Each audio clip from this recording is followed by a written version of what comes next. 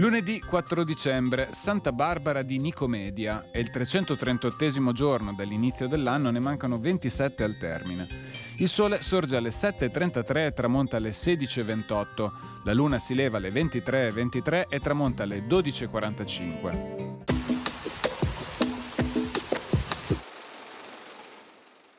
Disposta la multa di 20 soldi ai burchieri che gettassero in acqua o al di fuori delle località di discarica autorizzata i rifiuti prelevati dalle casselle delle scoasse, ovvero i cassonetti per la raccolta delle immondizie.